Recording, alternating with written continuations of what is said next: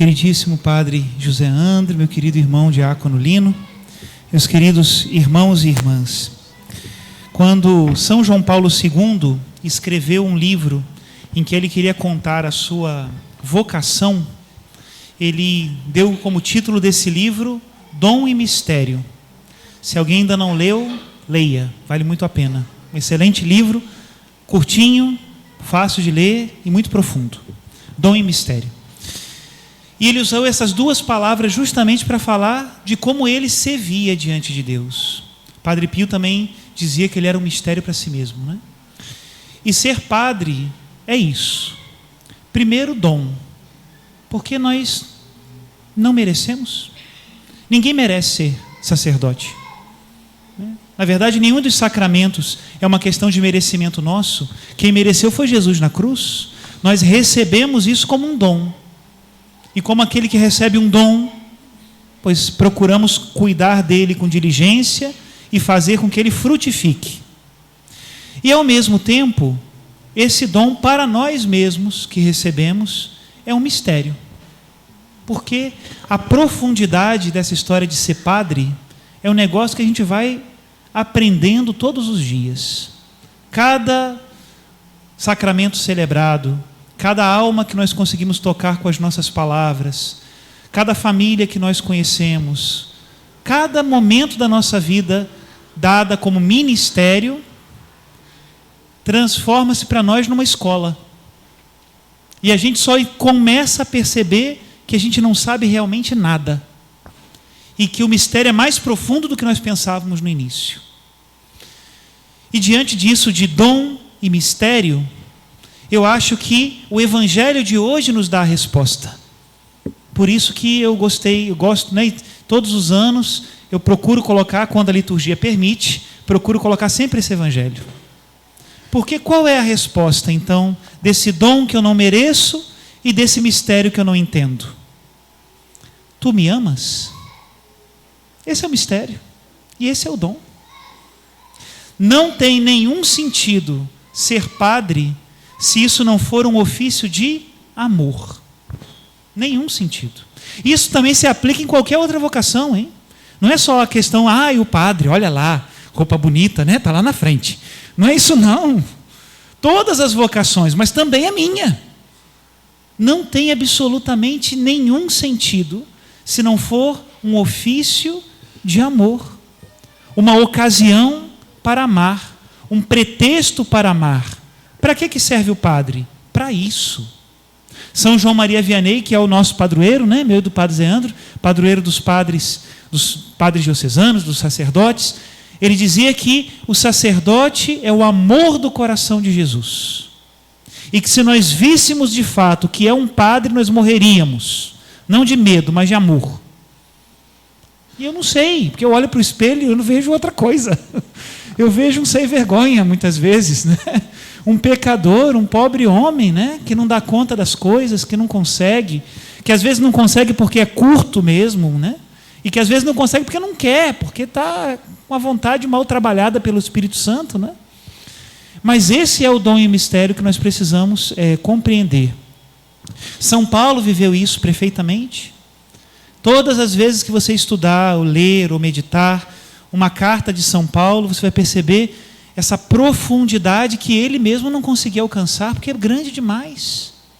Quando São Paulo fala de si, ou da palavra que ele anuncia, como é o caso da primeira leitura de hoje, na verdade ele não está falando para se exaltar, ele está falando só para demonstrar aquilo que ele mesmo percebe, que ele é um mistério para ele mesmo, e que tudo que ele tem, inclusive o ministério de apóstolo, é puro dom.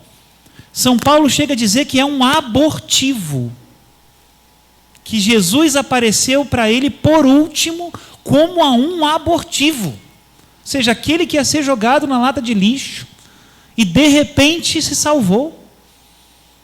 Grande mistério. Ele defendia com unhas e dentes. São Pedro, também nós lemos, digamos que é a estrela do Evangelho de hoje, junto com Jesus, não é? São Pedro é um homem levado pela graça de Deus, negou a Jesus 3 vezes e agora, na praia, ao lado do bom pastor, que é bom e misericordioso, foi levado também a reconhecer 3 vezes que o amava. Você me negou 3 vezes, né? Vem cá então, deixa eu te explicar. Agora me diga 3 vezes que me ama, né? E é assim que Jesus faz com Pedro. E ainda diz que no final da vida, outros o cingirão e levarão ele para onde ele não quer ir. São Pedro é um homem que recebeu um dom, que é um mistério para ele mesmo, e que a única coisa que Deus lhe pede é que ele seja fiel.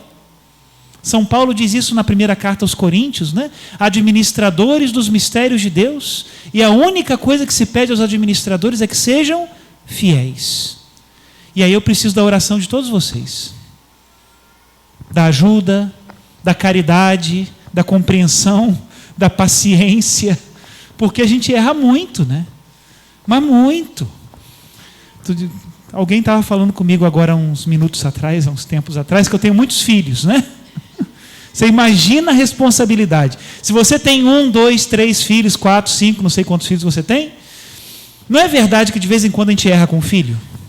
E olha que o filho é querido, não é? Amado. Nossa, mas de vez em quando a gente pisa na bola com o filho. Vontade que dá de pedir perdão, pedir desculpas, não é verdade? Porque, poxa vida, não é que eu não amo essa criança ou esse adulto, que diz que o adulto dá trabalho dobrado, né? Filho criado, trabalho dobrado. Dizem que é, né? Mas, meu Deus do céu, claro que eu amo esse marmanjo, essa marmanja, não sei o quê. Mas eu errei. Não deveria ter falado daquele jeito. Não deveria ter feito o que fiz. Quantas vezes? Agora vocês imaginam a gente, eu e o Padre Zé André, com essa quantidade de filho barbado que a gente tem, filho grande, vê se a gente não erra. Claro que sim. Por isso, rezem por nós, muito. Para quê? Para que a gente continue sustentando a única coisa que a gente não merece, que a gente não entende, mas que é o centro da nossa vida de padre. Jesus, tu sabes tudo, tu sabes que eu te amo. O dia que o padre não explodir de amor por Cristo, naquele mesmo dia ele está sepultando o sacerdócio dele. É como uma nascente de água. Se você tentar arrolhar a nascente para conter a água e guardar a água para o dia seguinte, a nascente vai encontrar outro caminho e vai morrer. Assim também é a vida de um sacerdote. O dia que eu quiser me reservar, o dia que eu quiser conter para guardar água, a natureza fará seu trabalho. O lençol freático encontrará um outro caminho mais fácil do que aquela nascente. E aquela nascente morrerá. Assim também é a vida de um padre. E aí eu gostaria então de terminar a reflexão, porque hoje eu não estou para ficar falando muita coisa para vocês também não, vocês estão cansados também, meio da semana, né? Mas eu gostaria de terminar com uma história que eu já contei aqui numa missa da catequese, que eu nem sei se as crianças vão lembrar se estavam aqui no dia também, mas eu acho que resume muito bem tudo o que eu gostaria de dizer hoje, como história, né? Era uma vez, que toda história tem que começar por aí, né? Era uma vez um pai que amava muito o seu filho. Era o seu filho único. Era a menina dos seus olhos. Era o mais querido do que todo o resto. E esse filho também amava muito seu pai. Dava tudo por ele, fazia tudo por ele. O coração do filho estava todo voltado para o pai. E um dia, esse pai disse para o filho: quero que você seja pastor do meu rebanho. E o filho, como amava muito o pai, não só não negava nada ao pai, como queria fazer perfeitamente o que o pai pedia, se esforçou. E colocou toda a sua inteligência. E estudou todos os livros sobre pastoreio. E se tornou o melhor pastor no que diz respeito à inteligência que havia no mundo. Mas ele disse: isso não basta. Eu amo muito meu pai, precisa ser mais. Depois de ter estudado tanto, será?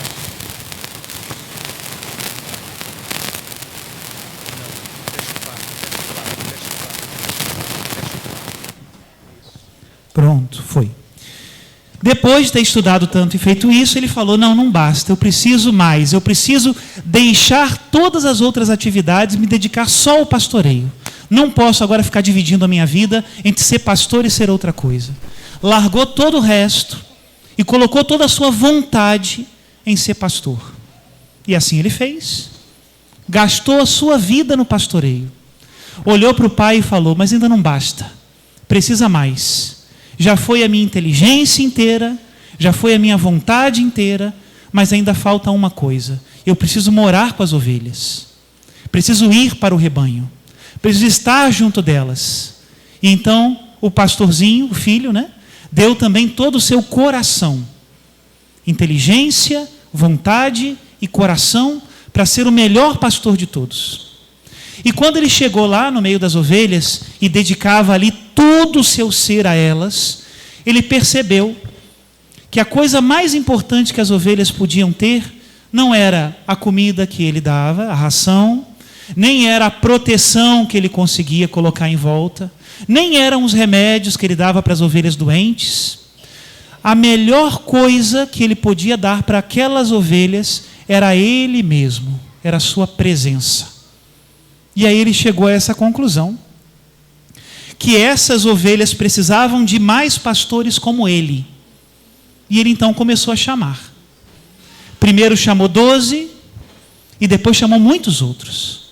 E deu a eles o mesmo sentimento: eu quero que vocês sejam pastores, mas pastores com toda a inteligência, com toda a vontade e com todo o coração. E esses pastores foram, por aí, tentando fazer a mesma coisa que aquele primeiro pastor fez. E aí aqueles pastores descobriram que o melhor que eles tinham recebido do primeiro pastor não era o fato de eles estarem ali no meio das ovelhas e poderem cuidar delas e ali amarem aquele pastor fazendo o mesmo que ele fez, mas que eles mesmos tinham sido agraciados com as ovelhas. Assim como o pastor era o melhor para elas, elas também eram o melhor que o pastor tinha. Uma ovelha sem pastor é uma coisa muito triste, Já viu? Eu nunca vi, mas deve ser uma coisa muito triste. Agora, não existe pastor sem ovelhas. Uma ovelha sem pastor é uma desgraça. Agora, um pastor sem ovelhas é impossível.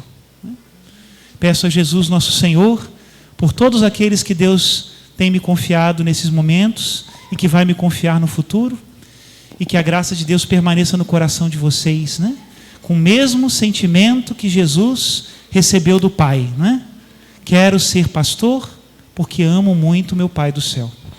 Louvado seja nosso Senhor Jesus Cristo. Para sempre seja louvado.